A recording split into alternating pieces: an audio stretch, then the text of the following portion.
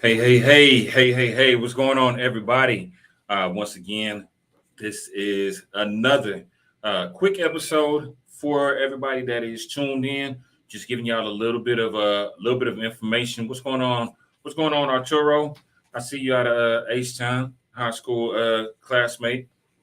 Listen, for those of you who are tuned in, uh, once again, this is another video to help those new and existing authors to understand how to understand the aspects of their business as an author.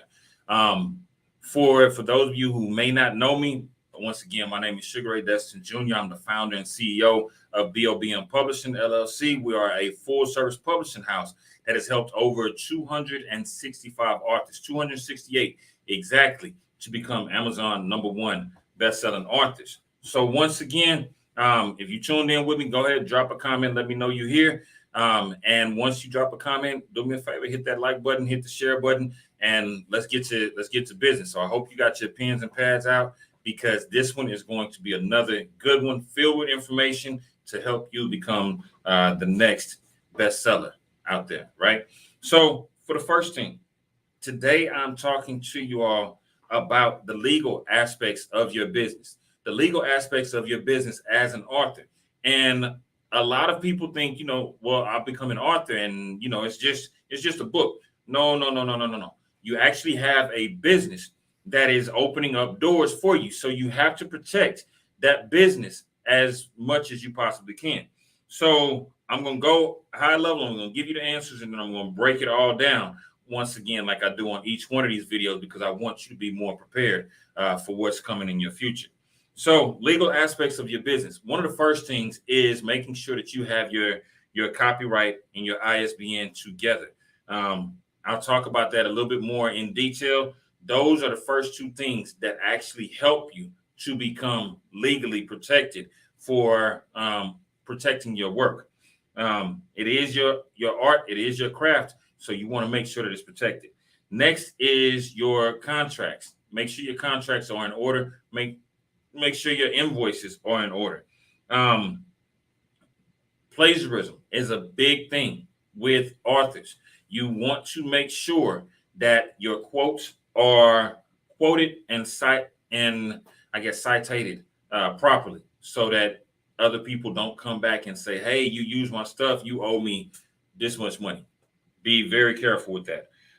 Make sure that you give credit to those who helped you along the way. If you work with a publishing house, thank the publisher. If you worked with your friend, your family member that had some type of contribution, a small shout out goes a long way and keeps you out of some legal issues if they can prove that that's their work and not yours. This is a big one. This is a huge one. Do not defame others. Trying to defame others, you've seen many people that have ended up with $100,000, $1 million lawsuits because they went and attacked somebody, used their actual name, and ended up in a courthouse spending hundreds and thousands and even millions of dollars. And then making sure that your taxes are right. Again, this is a business, so you don't want to end up in certain situations that you could have easily avoided if you did it the right way. So let's go back. Let's break that all down, right? From the very beginning, as an author, you want to make sure that you have your copyrights in order. When I first started writing, somebody told me, the fastest way to protect yourself as an author is just make sure that you can go back and do a poor man's copyright. And I was like, a poor man's copyright? Yeah. While you're working on your book, mail yourself a copy of the book and in a sealed envelope, and don't touch it. The reason that you're doing that is because you now have proof that, one, it was never tampered with, it was never opened, and this is your work. That's, like I said, that's a really a poor man's way of doing business, but it protects you legally in case you ever have to prove that this was your work before you get your ISBN, before you get your copyright taken care of. Now, fast forward, once your book is published, you do have a copyright on that, but the copyright comes in the form of the ISBN because you are now legally protected through whichever agency that you got your ISBN from. Some of the companies out there, they will offer you a free ISBN. Be careful, because what happens is, even though they're giving you a free ISBN, you are now under that specific company, whether it be Amazon, whether it be Lulu.com, whether it be, there's a number of them, Book Baby. There's a bunch of these places out here that will offer you a free ISBN.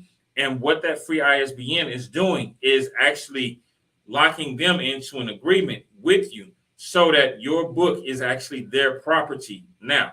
So there are places that you can go online where you can purchase your full ISBN. It's going to cost you a little bit, anywhere from $100 to more. And depending on the number of ISBNs that you get, is actually going to be cheaper for bulk than it is for individual. I'm not going to give you all those places. That's something for a much later conversation, a more advanced conversation, right? With that ISBN, you are actually locked into a copyright for up to 50 years. And the great thing about that copyright for 50 years is that if anybody, let's say you write your book when you are 20 years old, and you're now 50, you haven't thought about the book or anything like that, but somebody comes along with the exact same book, they've plagiarized, they've taken everything out of there, you are legally protected because your ISBN has you covered for, like I said, up to 50 to 120 years. So be very mindful of that. You want to protect yourself as an author, just like people steal songs, or let me not say steal songs, they sample songs. And those old artists don't necessarily get credit. You see some of the older musicians that created this work that are now sitting in a place of financial destitution, and they are wondering, man, I wish I had more money. And you hear all the latest songs, and it has all their beats, it had all their lyrics, it has everything that they created at one point, but they weren't protected. With your book, you want to make sure that you are protected, so that when you see your work, when you see your quotes, when you see anything that's out there, if you didn't give someone express written permission or express permission verbally, then what happens is that they now owe you for the work that they borrowed from you. Contracts. When you are initially starting in your business, some of the contracts to look at are the contracts with your publisher, the contracts with people that want to bring you in for events, for, let's say they want you to come in and read out of your book. That contract, or in some cases, your invoice, has the information that states specifically what is being paid for. Once a payment is made, that is a legally binding contract, because they agreed to it with that payment that was given. But make sure on the contracts that you do have the work that is being done.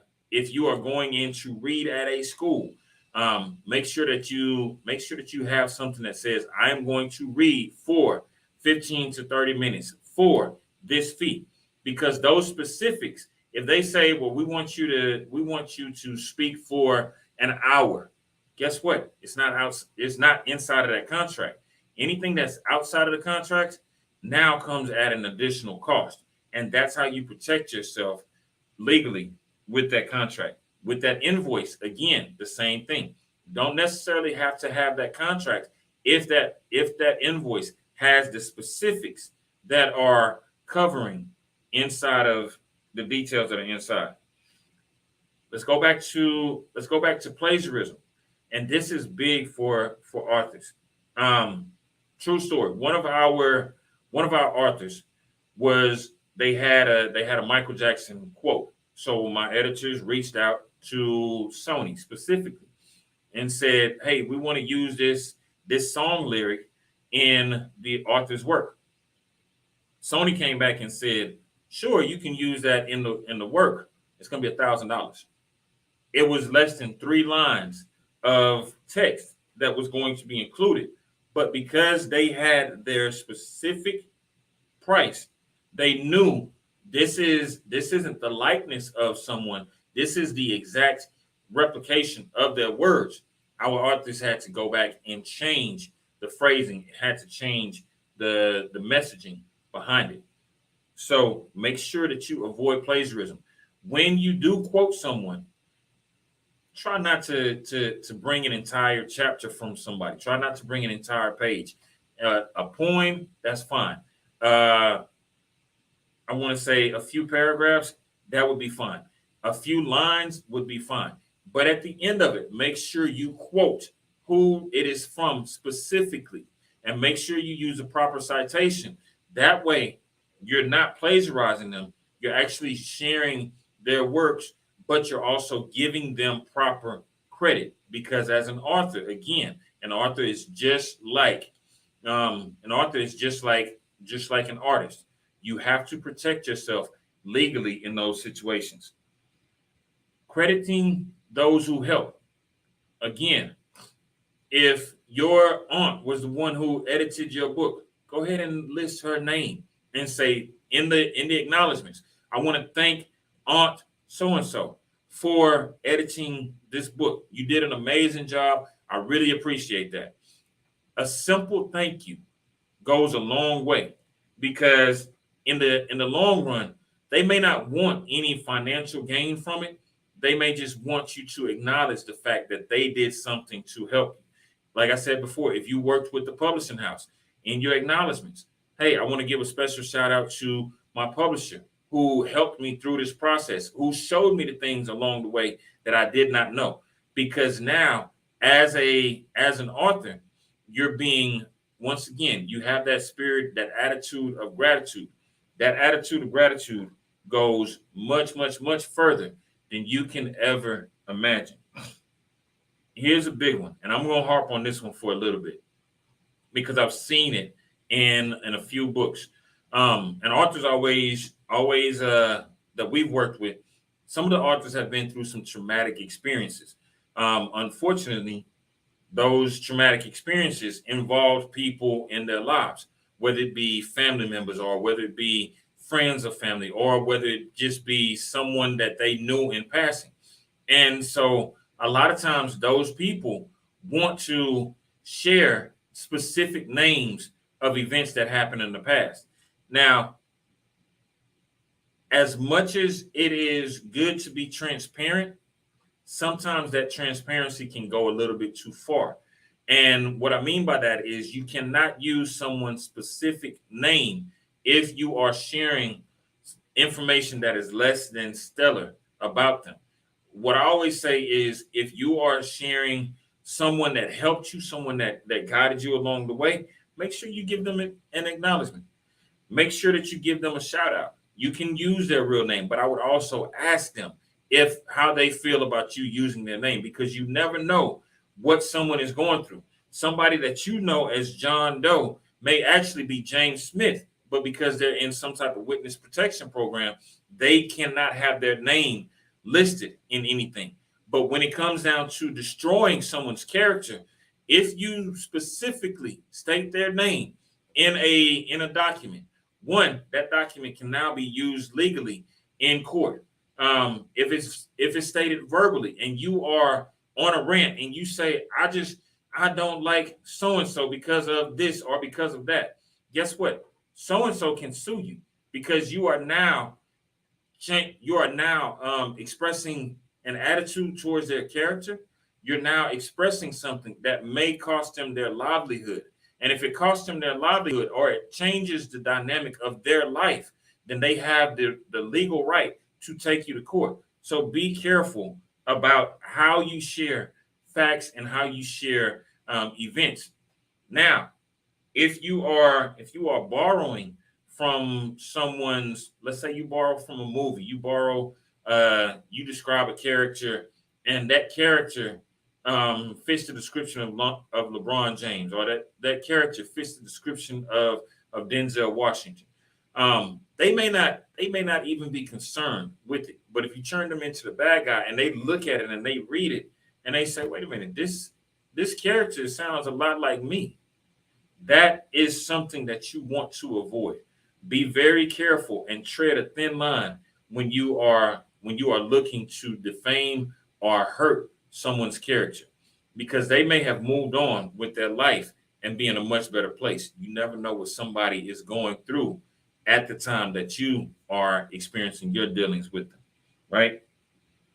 Let's talk about the taxes, the legal aspects of the taxes. When you are an author, as an author, you get royalties. Now, depending on how much you get in royalties, there's not going to be a penalty. Most authors don't most authors don't sell more than 200 books in the lifespan of their book. There are some people out there who are genuinely hustling and who are really pushing their books like it's their livelihood. If that's you, then you're going to see thousands of dollars consistently from your books. With that being stated, make sure that you file those royalties on your taxes, because those royalties can come back to bite you in the behind if you've made too much money. You want to speak with a CPA, with an accountant, someone who actually does taxes for real, so that they can go over the tax ramifications that are pertinent to your business. You want to make sure you can. A few of the things that you can deduct is money that you spent on those projects. Whether it be you hired an illustrator, you hired an editor, you hired a graphic designer, you hired someone to ghostwrite the project. These are all legal expenses for your business. But also, as I stated on a previous video, the office space that you use. If you use your home office and you have your LLC set up, then what happens is the IRS gives you so much money per square foot that you can write off in your business.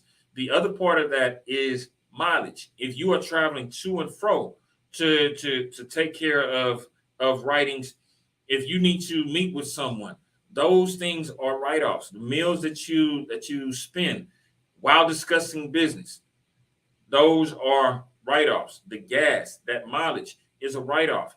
The ink that you purchase for your computer, the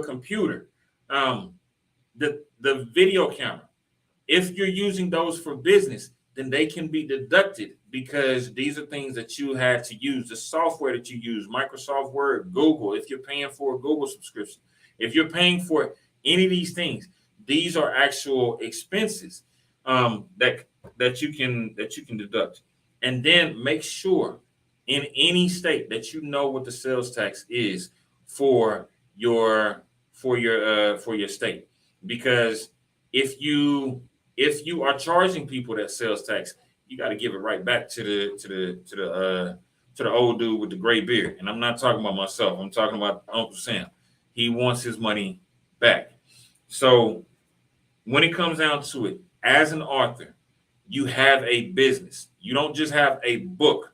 That is a common misunderstanding. Oh, well, I just got this book. No, you actually have a business.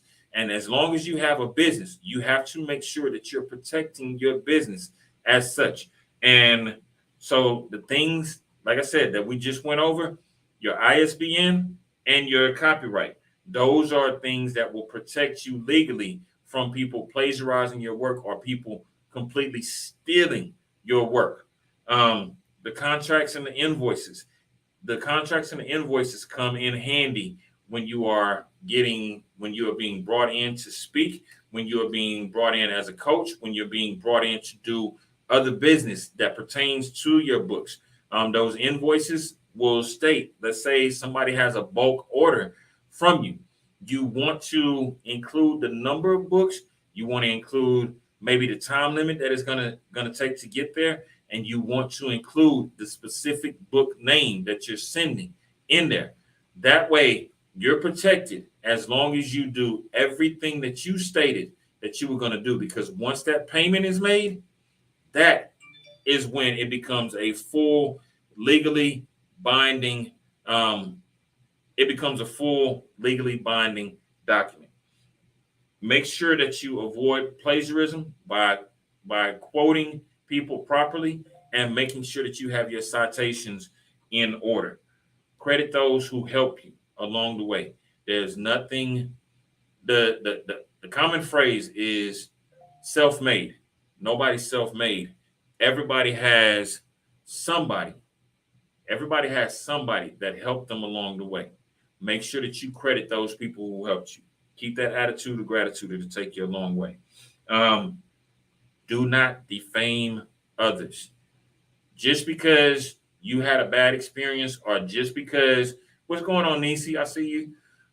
Just because you had a bad experience with someone or in your life, that doesn't give you the right to try to quote unquote publicly out them, because we're now in this cancel culture. Be a professional, right? And then the last thing are the taxes. Make sure you understand the taxes by consulting with a CPA, an accountant, or a tax specialist that actually does this for your business. Because the more they have, the more information they have to help you, the better they can protect you in the long run. Okay, so listen, that's all I got for y'all today. If this video was helpful, do me a favor, drop a heart, drop a like, and go ahead and share it. Because what we're trying to do is help people out there that are trying to get that book out of their heads onto the paper so that it can help you. Listen, I love y'all, and ain't nothing y'all can do about it. Let's keep it moving. Until next time.